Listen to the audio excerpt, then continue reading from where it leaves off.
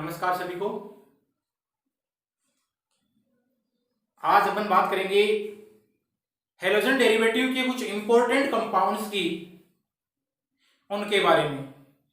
तो यहां पर लिख रहा हूं मैं some important compounds related with halogen derivative.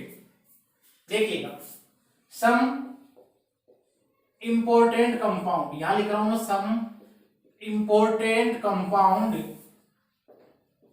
देखिएगा, और इंपॉर्टेंट कंपाउंड में अपन पढ़ेंगे सबसे पहले फ्रियोन के बारे में। देखिए, हेडिंग लगा लीजिए आप लोग, फ्रियोन। क्या होता है फ्रियोन?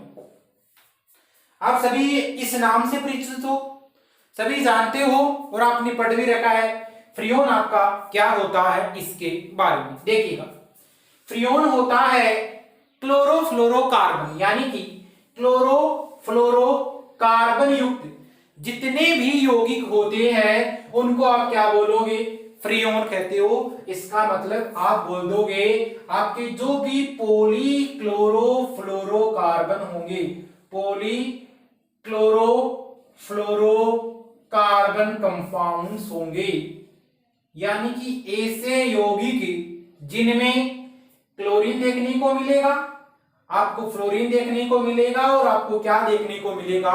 कार्बन देखने को मिलेगा। ऐसे कंपाउंड्स को आप बोलते हो फ्रियोन कहते हो। क्या बोलोगे ऐसे कंपाउंड्स को? फ्रियोन कहते हो। और इनको शॉर्ट में क्या बोलोगे आप? CFC बोलते हो, क्लोरोफ्लोरोकार्बन कहते हो। क्लियर है? चलिए, इनके अपन देखते हैं प्रिपरेशन मेथड कैसे बनाते हैं, इनका निर्माण कैसे किया जाता है, उसके बारे में देखते हैं। हेडिंग लगाइए, प्रिपरेशन मेथड्स ऑफ फ्रियोन्स। देखो, फ्रियोन का निर्माण कैसे किया जाता है उसके बारे में अपन चर्चा करते हैं। देखो, सबसे पहले मेरे पास में ये है CCl4। इसको क्या बोलते हो? Carbon tetrachloride. इसकी क्रिया मैंने करवाई HF के साथ में। हाइड्रोजन फ्लोराइड है और यहां से मैंने लिया SbCl5 उत्प्रेरक की उपस्थिति में। तो यहां से क्या होगा? एक आपका H और एक Cl निकलेगा। क्लियर है? एक HCl निकलेगा और आपका बन जाता है CFCl3 और एक निकल गया HCl। इस कंपाउंड को आप बोलते हो फ्रियोन 11। इस कंपाउंड का नाम क्या हो गया? फ्रियोन 11। एक बन गया, फ्रियोन बन गया, और ये हो गया आपका क्लोरोफ्लोरोकार्बन। इसी कंपाउंड को आपने बोला फ्रियोन 11 या CFCl3 बोल दोगे इसको। फ्रियोन 11 मैंने बोल दिया इसको। आगे देखिएगा, ये कंपाउंड है CFCl3। मैंने क्या किया? फिर से HF के साथ रिएक्शन करवाई इन प्रेजेंस ऑफ कैटालिस्ट क्या? SbCl5। यहां से फिर से आप क्या कर दोगे? एक H और एक Cl बाहर निकालोगे। एक H और Cl आपका यहां से निकला बाहर। अब देखो क्या बचा? आपके दो तो हो गए फ्लोरीन एटम और दो क्या हो गए? क्लोरीन एटम हो गए। तो आपका बन गया CF2Cl। तो देखिए, इसको क्या बोलोगे आप? डाइफ्लोरोमेथेन। क्लियर है? इसको बोल दोगे आप डाइफ्लोरोमीथेन। और इसको बोला जाता है फ्रियोन 12। क्या बोलोगे इसको? फ्रियोन 12। क्लियर है? चलिए, इसी प्रकार आप बना सकते हो और फ्रियोन का निर्माण भी कर सकते हो। जैसे मेरे पास में है ये C2Cl6 कंपाउंड है, इसको आप बोल सकते हो C2Cl6। आपने क्या किया? 2HF लिया और इसकी रिएक्शन करवाई SbCl5 उत्प्रेरक की उपस्थिति में। यहां से क्या होगा? 2H और आपके Cl निकल जाएंगे और 2 फ्लोरीन इसमें ऐड हो जाएंगे। क्या होगा? Carbon carbon. यहां क्लोरीन है, क्लोरीन है, क्लोरीन है, क्लोरीन है। यहां फ्लोरीन हो गया, यहां क्या हो गया? आपका फ्लोरीन हो गया। क्लियर है? या इस कंपाउंड को वैसे लिख सकता हूं क्या? या C2F2Cl4 लिखा जा सकता है। इसको देखो क्या बोलोगे आप? ट्राई या टेट्रा? तो टेट्रा हो गई, 4 क्लोरीन एटम जुड़े हुए। टेट्रा क्लोरो डाई फ्लोरो एथेन हो जाएगा, 2 कार्बन है तो टेट्रा क्लोरो डाई फ्लोरो इथेन इसको बोल दोगे। ये भी आपका क्या है, एक बहुत अच्छा इंपॉर्टेंट कंपाउंड होता है और इसको बोला जाता है फ्रियोन 112, फ्रियोन 112, यानी कि इसको बोलोगे आप फ्रियोन 112 बोल दोगे। क्या बोलोगे, फ्रियोन 112 बोलोगे। अब देखो ये फ्रियोन है, इसको फ्रियोन 11 क्यों बोला गया, फ्रियोन 12 क्यों बोला गया और फ्रियोन 112 क्यों बोला गया, इसके पीछे रीजन है। और रीजन क्या है, इसका नोमेनक्लेचर। देखिएगा इसका नोमेनक्लेचर अपन देखने जा रहे हैं। देखो नोमेनक्लेचर का मतलब इसका नामकरण कैसे किया जाता है, इस कंपाउंड का, उसकी अपन बात करेंगे। देखना फ्रियोन हो गया, नोमेनक्लेचर ऑफ फ्रियोन। तो देखो इसके लिए आपको क्या करना होता है, फ्रियोन का जब भी कभी नामकरण करो आप तो फ्रियोन लिखोगे पहले और उसके बाद में एक्स वाई जेड आपको किसी नंबर के बारे में बताते। क्लियर है। तो देखिए यहां पर यदि आपके पास में कार्बन उपस्थित हो, यदि आपके पास में हाइड्रोजन उपस्थित हो, उनके आधार पर अपन देखेंगे और फ्लोरीन उपस्थित हो उनको बेस मानेंगे और फ्रियोन एक्स वाई जेड के रूप में इसका क्या लिख देंगे, दिए गए फ्रियोन का अपन नामकरण लिख देते। चलिए देखो एक्स की वैल्यू क्या होती है, तो एक्स बराबर होता है आपके पास में जितने भी कार्बन दे रखे होते हैं उस कार्बन की संख्या में से आप क्या करोगे, एक कम करोगे। क्लियर है। यानी कि किसी फ्रियोन अणु में उपस्थित कार्बन परमाणु की संख्या -1, इसको आप ऐसे भी लिख सकते हो, किसी फ्रियोन अणु में उपस्थित कार्बन परमाणुओं की संख्या, और उससे आप क्या कर दोगे, -1 कर दोगे। क्लियर है। चलिए y क्या होता है आपके पास में, y होता है आपके पास में जो हाइड्रोजन की संख्या है उसमें आप 1 जोड़ोगे, तो यहां पर H+1 जोड़ दोगे। यानी किसी फ्रियोन में उपस्थित हाइड्रोजन परमाणुओं की संख्या में क्या कर दोगे आप, 1 जोड़ दोगे। ये लाइन होगी और प्लस क्या कर दोगे आप उसमें 1 ऐड कर दोगे। और जेड आपका क्या होता है, जेड होता है फ्लोरीन परमाणुओं की संख्या। जेड हो गया फ्लोरीन परमाणुओं की संख्या, यानी कि नंबर ऑफ फ्लोरीन एटम्स बोलोगे आप, फ्लोरीन परमाणुओं की संख्या बोल दोगे। चलिएगा अब देखिएगा क्या करते हैं, अपने पास में ये हो गया। अब अपन एग्जांपल लेते हैं, एक दो उसके द्वारा देखते हैं। देखिए एग्जांपल है अपने पास में ये CFCl3, ये है अपने पास में ट्राइक्लोरो मोनोफ्लोरो मेथिन। इसका नाम लिखते हैं अपन फ्रियोन XYZ की फॉर्म में। किस प्रकार लिखा जाएगा देखिएगा। देखो सबसे पहले अपने को लिखना पड़ेगा फ्रियोन, लिखा अपने फ्रियोन। अब फ्रियोन है तो एक्स वाई जेड, एक्स का मतलब यहां क्या है, कार्बन की संख्या में से आपको क्या करना है, 1 हटाना है। कार्बन कितने हैं, 1 -1 किया तो क्या आ जाएगा यहाँ फ्रियोन 0। क्लियर है। वाई के रूप में लिखोगे तो हाइड्रोजन की संख्या जितनी है उसमें आप क्या कर दोगे, 1 ऐड कर दोगे।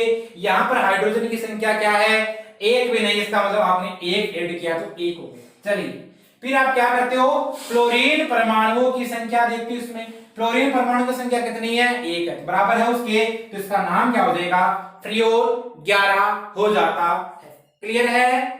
चलिए तो इसे नोट करिए, यहां तक कुछ एग्जांपल के थ्रू अपन करते हैं, कर लिया। आइए आगे देखते हैं। फ्रियोन है उसका मैं लिखता हूं एक जगह अणुसूत्र XYZ की वैल्यू क्या हो सकती है उसके लिए, और उस फ्रियोन का नामकरण क्या हो सकता है। देखिए यहां पर लिख रहा हूं मैं अणुसूत्र, फ्रियोन का अणुसूत्र लिख रहा हूं यहां। क्लियर है। यहां तो मैंने लिखा फ्रियोन का अणुसूत्र, यहां मैं लिख दूंगा उस फ्रियोन की एक्स वैल्यू क्या है, उस फ्रियोन की वाई वैल्यू क्या है, उस फ्रियोन की जेड वैल्यू क्या है, और उस फ्रियोन का नामकरण आपका क्या हो जाता है, उसका नोमेनक्लेचर आप यहां लिख दोगे, उसका नामकरण लिख दो। देखिएगा जैसे मेरे पास में है, एक तो अपन ने कर लिया CFCl3, CFCl3 आपने देख लिया। CFCl3 में क्या क्या देखा था आपको पता है, सूत्र यहां एक बार साइड में लिख लो।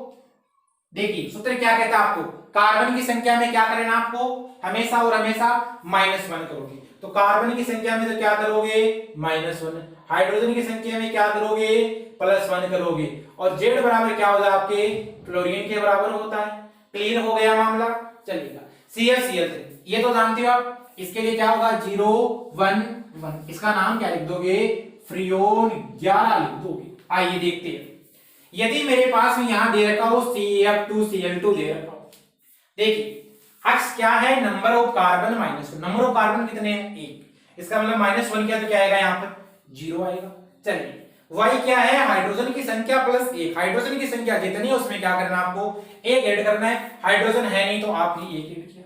z क्या है फ्लोरीन परमाणु की संख्या, फ्लोरीन के परमाणु कितने हैं यहाँ पर 2 है, तो यहाँ पर लिख दोगे आप 2 लिख दोगे, इसका नाम क्या हो जाएगा फ्रियोन 12 हो जाएगा। क्लियर है, चलिए आगे देखो।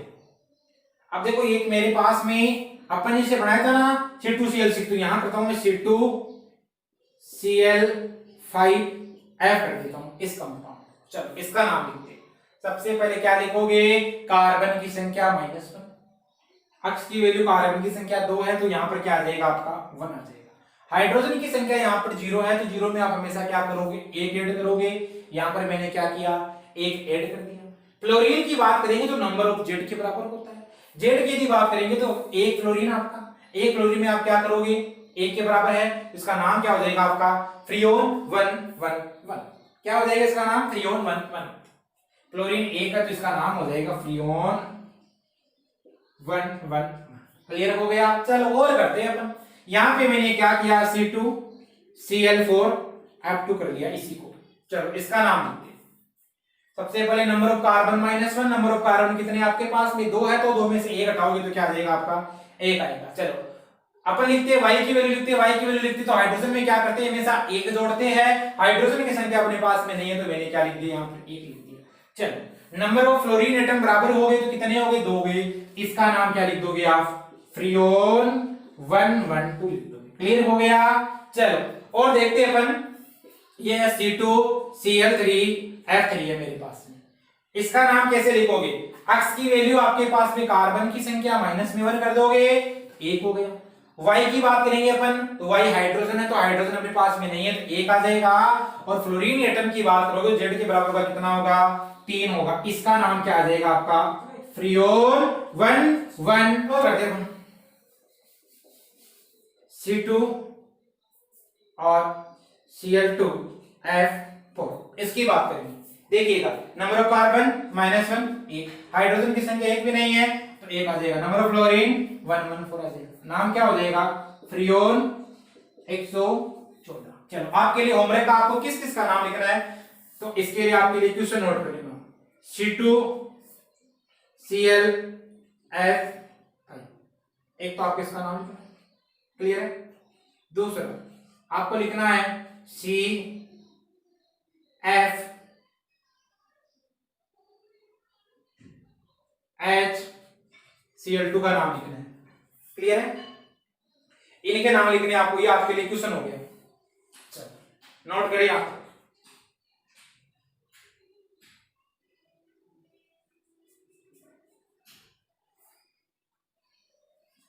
आगे आएंगे, अब अपन बात करेंगे फ्रियोन की गुण की। फ्रियोन के गुण लगाओ हेडिंग प्रॉपर्टीज ऑफ फ्रियोन। देखिएगा फ्रियोन के गुण, गुण क्या क्या होते हैं, प्रॉपर्टीज क्या क्या होती है फ्रियोन की। देखो फ्रियोन आपकी होती है एक प्रकार का रंगहीन होता है, रंगहीन होता है और इसकी कोई गंध नहीं होती है, वाष्पशील द्रव्य होता है, रंगहीन होता है, गंधहीन होता है और इसके अलावा वाष्पशील द्रव्य होता है, वाष्पशील द्रव्य होता है। इसके अलावा यह अत्यधिक होता है निष्क्रिय, यानी कि ये निष्क्रिय होता है, और आपका जो उच्च दाब है और उच्च ताप है इन सब पर ये क्या होता है स्थायी होता है, यानी हाई टेम्परेचर और प्रेशर पर ये आपको स्टेबल देखने को मिलता है। कौन सा? फ्रीऑन। ये हो गए फ्रीऑन की गुण। आइए फ्रीऑन का यूज कहां कहां किया जाता है, तो इसके यूजेस देख लेते हैं। देखिएगा, फ्रीऑन का यूज किया जाता है अक्रिय विलायक के रूप में, इनर्ट सॉल्वेंट के रूप में किया जाता है।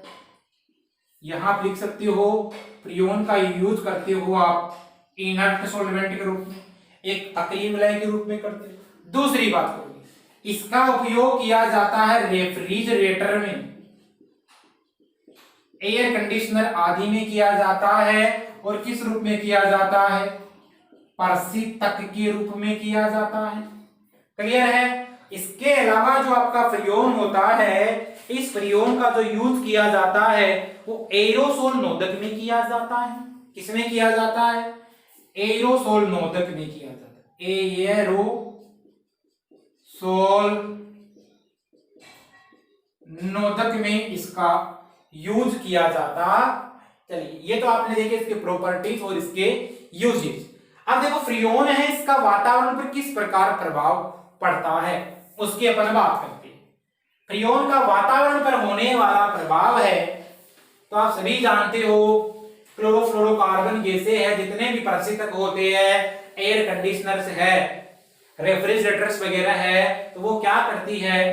क्लोरोफ्लोरोकार्बन गैसें उनका क्या कर देती है? उत्सर्जन कर देती है। और आप ये भी जानते हो ये क्लोरोफ्लोरोकार्बन गैसें होती है, ये ओजोन अणुओं के साथ में क्रिया कर लेती है, और ओजोन अणु के साथ में क्रिया करने पर ये क्या हो जाती है? आपकी एक्टिव हो जाती है। अब देखो, जो ओजोन आपकी गैस है, आप सभी जानते हो O3 गैस कहां पाई जाती है? स्ट्रेटोस्फीयर में पाई जाती है, यानी कि समताप मंडल में पाई जाती है। ये तो समताप मंडल में पाई जाती है, यानी कि ओजोन परत की बात करें चाहे आप, और ओजोन गैस की बात करें, O3 लेयर यानी ओजोन परत की बात करूंगा मैं, तो ओजोन परत क्या कार्य करती है? ओजोन परत होती है जो अल्ट्रावायलेट रेडिएशन होती है, हानिकारक पराबैंगनी किरणें होती है, उनको पृथ्वी की ओर आने से क्या करती है? रोकती है, यानी कि उससे हमारी रक्षा करती है। अब देखो उसके कारण क्या क्या हो सकता है? ओजोन लेयर है, तो ओजोन लेयर में छिद्र हो जाती है, छिद्र हो भी रहा है, उसके कारण आपके जितने भी फाइटोप्लैंक्टन है, या जिसको आप कहते हो पादप प्लवक, या जितने भी जो जूप्लैंक्टन है, जूप्लैंक्टन जिनको आप कहते हो जंतु प्लवक, सभी जानते हो बायोलॉजी में अच्छे से, पादप प्लवक है और जंतु प्लवक है, यानी कि सीज समुद्र में वाटर में जो भी पाए जाते हैं वो क्या हो जाते हैं? नष्ट हो जाते हैं। क्लियर हो गया? दूसरी यदि अपन बात करेंगे तो इसके द्वारा स्किन कैंसर में वृद्धि हो जाती है। सभी जानते हो अल्ट्रावायलेट रेडिएशन से त्वचा कैंसर हो जाता है। इसके अलावा आपके जितने भी प्लांट्स होते हैं, उन प्लांट्स को क्या होती है? हानि होती है, उनको बहुत बहुत ज्यादा नुकसान देखने को मिलता। क्लियर है? तो ये कार्य करता है। अब देखिएगा क्या होता है, आपका जो फ्रीऑन है क्लोरोफ्लोरोकार्बन है, आपने क्या किया? अल्ट्रावायलेट रेडिएशन इस पे डाली, तो ये क्या करता है? एक रेडिकल जनरेट कर लेता है। क्लोरोफ्लोरोकार्बन पे जैसे ही अल्ट्रावायलेट रेडिएशन आपने डाली, तो ये क्या कर देगा? आपको एक रेडिकल बनाता है। और वो रेडिकल कैसे बनाता है? देखो, ClCl3 है, आपने क्या किया? यहाँ पर HNO डाला। HNO डालते हो, आपका प्रकाश होता है, और इसके साथ में आपने अल्ट्रावायलेट रेडिएशन डाल दी, पराबैंगनी प्रकाश डाल दी, तो आपको यहां से मिलता है CF, Cl2, और एक मिल गया आपको क्लोरीन रेडिकल, यानी ये आपका बन गया क्लोरीन मुक्त मूलक बन गया। क्लियर है? इसको आप बोलोगे क्लोरीन फ्री रेडिकल या क्लोरीन मुक्त मूलक कहते। अब देखिएगा, ये आपका जो बना हुआ क्लोरीन रेडिकल होता है, ये किसी ओजोन अणु के साथ क्रिया कर जाता है। क्लियर है? और वहां से आपको क्लोरीन मोनोऑक्साइड रेडिकल दे देता है, यानी कि बना हुआ क्लोरीन फ्री रेडिकल है, ये किसी ओजोन मॉलिक्यूल के साथ क्रिया करता है। तो इस अणु में आपको देखने को मिलेगा, यहां से ClO बनाता है इसके ऑक्सीजन के साथ में, और आपको यहां से क्या मिलती है? O2 मिलती है। इसको बोलते हैं क्लोरीन मोनोऑक्साइड फ्री रेडिकल बोलते हैं। क्या बोलोगे? Chlorine mono oxide free radical कहते, यानी कि क्लोरीन मोनोऑक्साइड मुक्त मूलक इसको कहते। क्लियर है? अब देखिएगा, ये क्लोरीन जो आपका मुक्त मूलक है, या आपने जो बनाया है क्लोरीन ऑक्साइड मुक्त मूलक है, ये वापिस क्या करता है, आपकी ओजोन गैस के साथ में क्रिया कर जाता है। यानी कि क्लोरीन जो आपने मोनोऑक्साइड का मुक्त मूलक लिया है, ये ओजोन गैस के साथ क्रिया करेगा और वापिस क्या बना देता है, ये क्लोरीन फ्री रेडिकल का निर्माण कर देता है। यानी इसने क्या बना दिया है, वापिस क्लोरीन मुक्त मूलक की फॉर्मेशन यहां इसने कर दी। क्लियर है? चलिए अब क्या होगा, यहां से ट्वाइस O2 निकलेगा बाहर, 2। तो देखो ये जो आपका क्लोरीन मुक्त मूलक बना हुआ है, बना हुआ क्लोरीन मुक्त मूलक ऐसे इस अभिक्रिया के दौरान लगातार चलता रहता है और लगभग 1 लाख अणु कौन से, ओजोन की, उनके साथ में क्रिया करता है और उन ओजोन अणुओं को नष्ट करता रहता है। इसका मतलब यह अभिक्रिया लगातार कंटिन्यूअस रूप से या सतत रूप से चलती रहती है। क्लियर है? और उसमें मुख्य भूमिका कौन निभाता है, क्लोरीन फ्री रेडिकल निभाता है। ये बनता जाता है फिर टूटता जाता है। क्लियर है? और ये लगातार एक सतत अभिक्रिया इस प्रकार चलती रहती है। क्लियर है?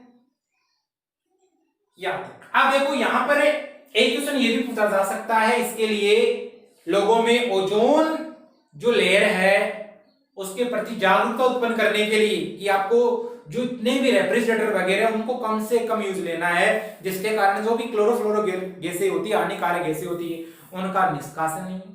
तो इसके लिए एक डे मनाया जाता है जिसको बोला जाता है ओजोन संरक्षण दिवस। ओजोन संरक्षण दिवस, ये जनरल नॉलेज का क्वेश्चन है। ये मनाया जाता है प्रतिवर्ष 16 सितंबर को। आपसे पूछा जा सकता है केवल, याद रखना बस, केवल जनरल नॉलेज का क्वेश्चन है। ओजोन संरक्षण दिवस मनाया जाता है प्रतिवर्ष 16 सितंबर को मनाया जाता है। तो ये अपने बात की है फ्रियोन की, यहां तक नोट करें इसे।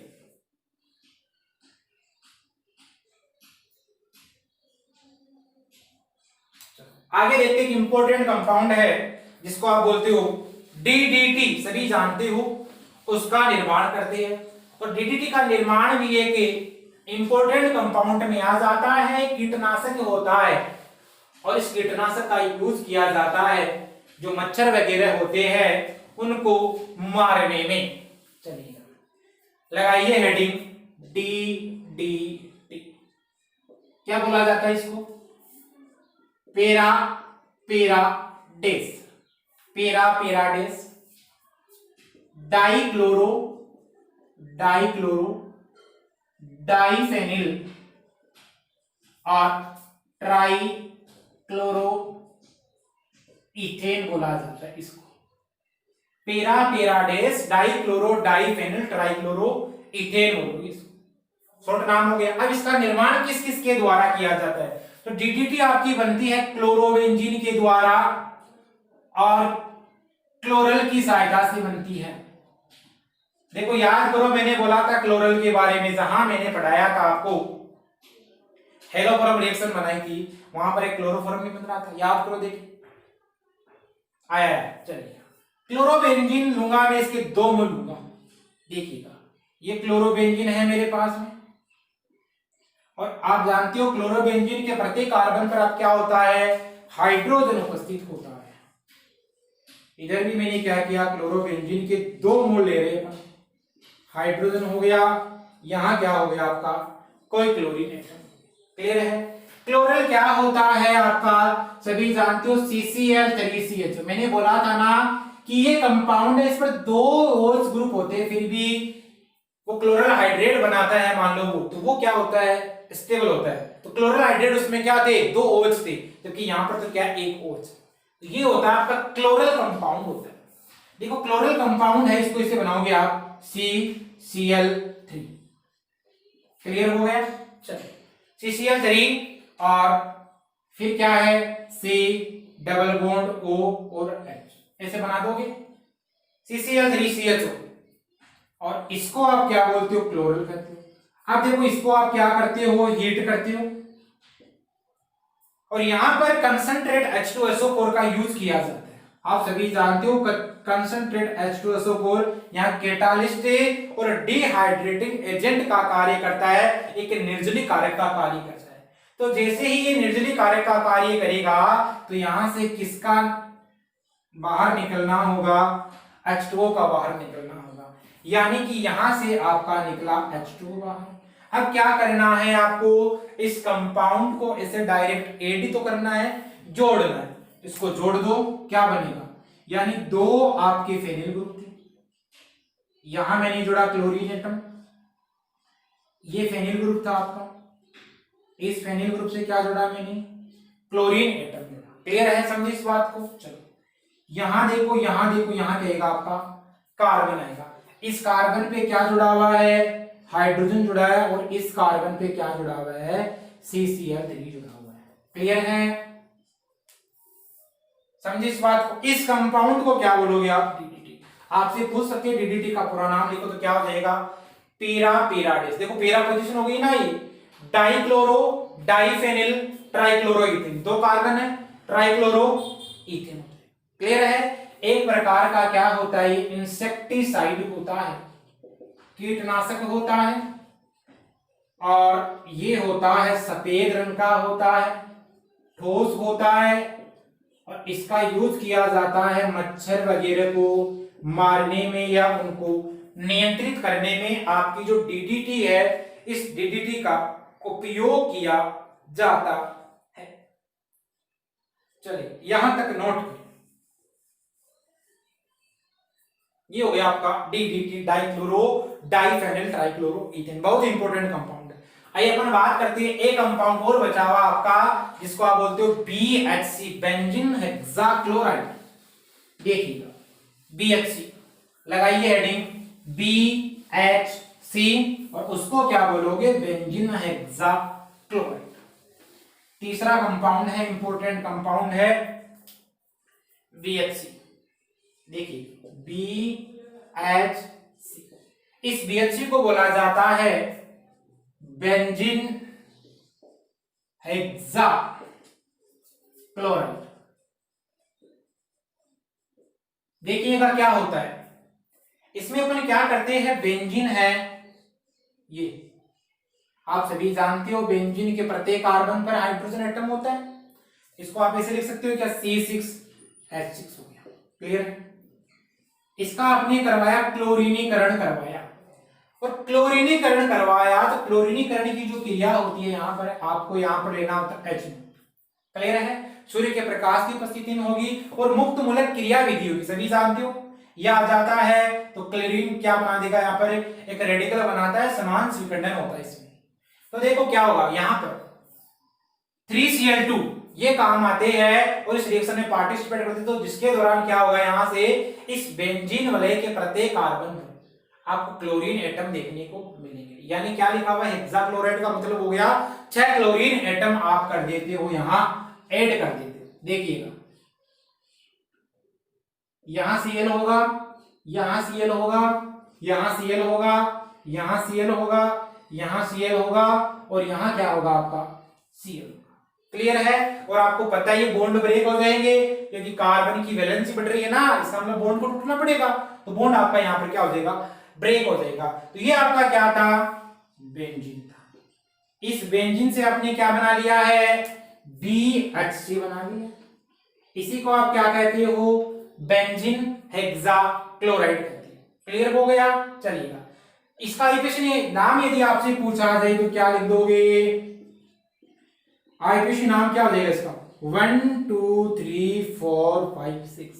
देखो किधर से, चलो आप 6 क्या है आपके क्लोरीन एटम जुड़ी हुई है, तो क्लोरीन को क्या बोला जाता है, क्लोरो बोला जाता है, कितने हैं 6, तो हेक्साक्लोरो, हेक्साक्लोरो साइक्लो हेक्सेन भी बोला जाता है इसे, 1 2 3 5 4 6 हेक्साक्लोरो साइक्लोहेक्सेन भी इसे कहा जाता है। चलो इसके अदर नेम की बात करिए, अन्य नेम की बात करिए, अन्य नेम क्या क्या, तो देखो अन्य नाम इसके क्या क्या है, तो इसको एक नाम से जाना जाता है जिसको बोला जाता है लिंडेन, इसका एक नाम और होता है जिसको बोलते हैं गेमेक्सेन, इसको बोला जाता है 666। क्लियर है, लिंडेन बोला जाता है, गेमेक्सेन बोला जाता है, 666 बोला जाता है इसको। क्लियर है, चलो तो ये सब इनके व्यापारिक नाम है जो मैंने बताया ना अभी। ये क्या इसके कॉमर्शियल नेम है जिसको आप क्या बोलते हो, व्यापारिक नाम। अब ये कौन कौन से समायुक्त में पाए जाते हैं आपसे पूछा जाए तो ये एक तो मिलेगा आपको अल्फा फॉर्म में, बीटा फॉर्म में, गामा फॉर्म में, डेल फॉर्म में,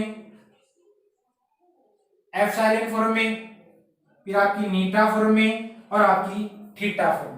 क्लियर है, इन फॉर्म में आपको मिलता है alpha, beta, gamma, delta, epsilon, नीटा और आपका थीटा, इन फॉर्म में मिलता है। अब देखो इनमें जो गामा समायोगी होता है, नोट लगा के लिख लीजिएगा आप लोग, गामा जो आइसोमर होता है, गामा समायोगी होता है, ये सबसे छोटा होता है। इसका आकार की बात करेंगे, आकार में क्या होता है, इन सब की तुलना में सबसे छोटा होता है। और इसकी जो पेनेट्रिंग पावर होती है, भेदन क्षमता होती है, भेदन क्षमता जिसको आप बोलते हो पेनेट्रिंग पावर, वो क्या होती है, सर्वाधिक होती है। हो गया, यानी कि इसकी भेदन क्षमता सबसे ज्यादा होती है, पेनेट्रिंग जो पावर होती है वो सबसे ज्यादा देखने को मिलती है BHC। यहां तक नोट करिए, देखिए। अब आपसे पूछा जा सकता है कि क्वेश्चन की कौन सी मैकेनिज्म द्वारा इसका निर्माण होता है, तो मुक्त मॉलिक्यूलर रिएक्शन द्वारा होता है। सबसे पहले क्या होता है, रेडिकल का निर्माण होता है। एक बार बता देते हैं आपको किस प्रकार होता है रेडिकल का निर्माण इसकी मैकेनिज्म के द्वारा। देखिए इसकी जो मैकेनिज्म होती है वो इस प्रकार होती है कि आपका जो क्लोरीन ये टर्म है, यहाँ पर क्या होगा, इसमें समान विखंडन होगा HNO की उपस्थिति में, क्या बनेगा, ये क्लोरीन रेडिकल का निर्माण कर लेगा। क्लियर है, इस बात को समझे होंगे आप। चलो क्लोरीन रेडिकल आपका अब बन गया, अब आगे क्या करोगे आप, ये आपको दिखाई दे रहा है बेंजीन। क्लियर है, इस बेंजीन के प्रत्येक कार्बन पे क्या होता है, सभी जानते हो हाइड्रोजन होता है। अब आपका एक रेडिकल आएगा, एक रेडिकल आके इससे जुड़ेगा, इससे बॉन्ड बनाएगा, तो एक बॉन्ड को टूटना पड़ता है। क्लियर है, एक बॉन्ड आके जुड़ता है तो एक बॉन्ड होगा, उसको हमेशा और हमेशा क्या होगा, यहाँ पर टूटना पड़ता है। अब देखो टूटना पड़ेगा तो अब किसका निर्माण हो जाएगा इसके द्वारा, सभी जानते हो, यहां पर आपकी ये बन जाएगी, देखिएगा HCl और H। अब ऐसे बहुत सारे अणु आएंगे तो यहां भी Cl जुड़ेगा, वापिस Cl आएगा तो एक Cl और आएगा, तो क्या होगा, यहां पर यहां Cl आके जुड़ेगा। क्लियर है, एक Cl के और आने से यहां Cl आके जुड़ेगा और एक Cl के इस प्रकार क्या आएंगे आपकी टोटल 3 Cl यानी 6 Cl आएंगे और लास्ट में वो क्या बनाएंगे आपके BHC की फॉर्मेशन कर देंगे, बेंजीन हेक्साक्लोराइड का निर्माण वो कर देते हैं। क्लियर है, यहां तक नोट किया आपने, चलिए यहां तक नोट करें। अब देखो इसका एक चेयर कन्फर्मेशन भी बना सकते हो, गेमेक्सेन होता है जिसको आप बोलते हो गामा आइसोमर, गेमेक्सेन को, तो उसका आप बना सकते हो चेयर कन्फर्मेशन भी बना सकते हो। वो कैसे बनाओगे, देखिए चेयर कन्फर्मेशन बना सकते हो आराम से। तो गामा आइसोमर है आपका, गामा आइसोमर, गामा आइसोमर को आप क्या बोला जाता है, आपको गेमेक्सेन बोला जाता है। क्लियर है, देखिएगा चेयर कन्फर्म बनाओगे इसका, तो मैंने बोला था चेयर में क्या करते हो आप, इस प्रकार रेखा खींचते हो, जान गए अच्छे से। चलिए यहां पर आपका क्लोरीन एटम होगा, इसकी चेयर फॉर्म में देखना क्लोरीन एटम है, यहां क्लोरीन होगा, यहां क्लोरीन होगा। अब देखो यहां क्लोरीन दो तो ये हो गए आपके इक्वेटोरियल पे हो गए, और इधर वाले जो होते हैं ना इस वाले में वो एक्सियल पोजीशन पे होते हैं। क्लियर है, यहां पर क्या होंगे आपके हाइड्रोजन होंगे एक्सियल पे, अब इधर इक्वेटोरियल पे क्या चले जाएंगे आपके हाइड्रोजन चले जाएंगे।